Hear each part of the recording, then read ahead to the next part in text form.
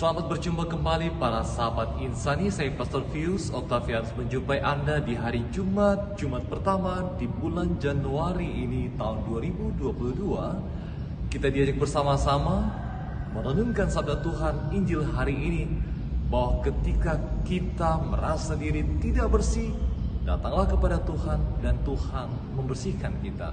Mari kita mohon berkat Tuhan untuk permenungan kita di hari Jumat penuh rahmat ini.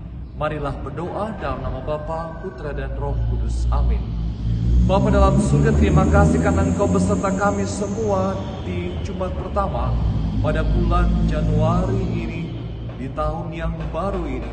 Terima kasih Tuhan atas kesempatan yang Kau anugerahkan kepada kami untuk melihat diri kami dan terus mencari Engkau ya Tuhan, serta menemui Engkau dalam hidup ini, demi Kristus Tuhan dan pengantara kami. Amin. Dalam nama Bapa, Putra, dan Roh Kudus. Amin. Tuhan sertamu dan sertamu juga. Inilah Injil Yesus Kristus menurut Santo Lukas. Dimuliakanlah Tuhan. Sekali peristiwa Yesus berada di sebuah kota. Ada di situ seorang yang penuh kusta. Ketika melihat Yesus, tersungkurlah si kusta dan memohon, "Tuan, jika Tuan mau, Tuan dapat menahirkan aku." Maka Yesus mengulurkan tangannya, menjamah orang itu dan berkata, "Aku mau, jadilah engkau tahir." Seketika itu juga lenyaplah penyakit kustanya. Yesus melarang orang itu memberitahukan hal itu kepada siapapun, dan ia berkata, "Pergilah, perlihatkanlah dirimu kepada imam, dan persembahkanlah untuk pentahiranmu persembahan seperti yang diperintahkan Musa sebagai bukti bagi mereka." Tetapi kabar tentang Yesus makin jauh tersiar, dan datanglah orang banyak berbondong-bondong kepadanya untuk mendengar dia dan untuk disembuhkan dari penyakit mereka. Akan tetapi Yesus mengundurkan diri ke tempat-tempat yang sunyi dan berdoa. Demikianlah Injil Tuhan. Terpujilah Kristus. Para sahabat insani, tadi pagi saya mengunjungi orang sakit, dan rumah sakit yang saya kunjungi itu begitu banyak orang antri untuk mendapatkan pelayanan di rumah sakit itu. Mereka semua datang karena merasa bahwa mereka sakit, dan karena sakit mereka membutuhkan kesembuhan. Mereka tidak ke pasar, mereka tidak ke mall, mereka tidak ke pantai. Mereka ke rumah sakit karena tahu di rumah sakit itu mereka dapat disembuhkan. Dan kesadaran bahwa saya sakit, itulah yang mengantar mereka untuk ke rumah sakit dan menemukan kesembuhan di sana. Sama dalam kehidupan kita. Kalau kita tidak merasa sakit, bagaimana kita mau menemukan kesembuhan? Kalau kita tidak menyadari diri kita bahwa kita mempunyai kelemahan badan, bagaimana kita mengharapkan kekuatan, kesembuhan, kesegaran? Sama dalam Injil hari ini.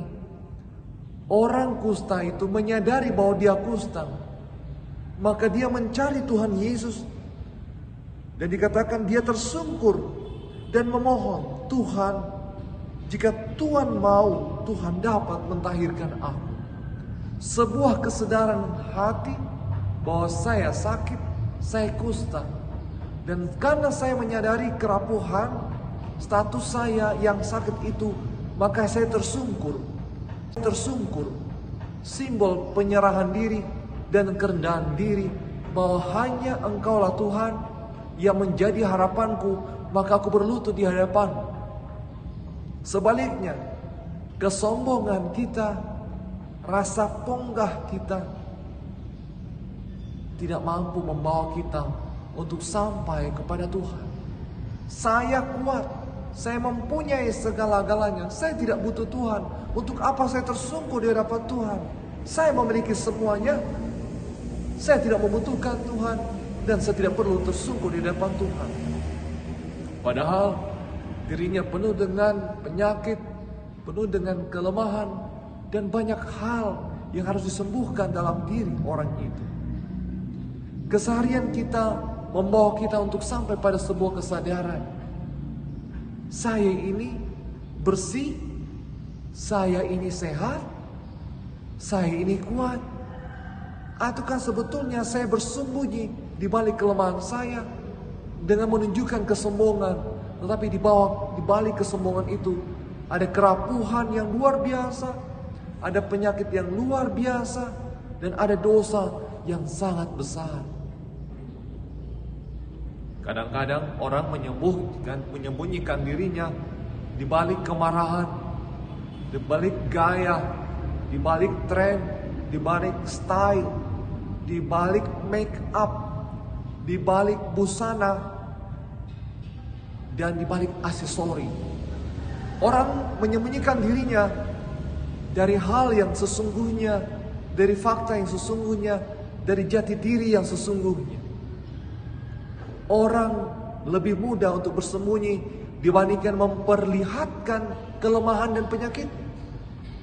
Tetapi satu nilai positif, ketika kita berani bahwa kita ini lemah, ada penyakit kita, dan kita menyadari penyakit itu, kita menyadari kelemahan itu, maka kita akan sampai pada sebuah penyerahan diri, kerendahan hati di hadapan Tuhan.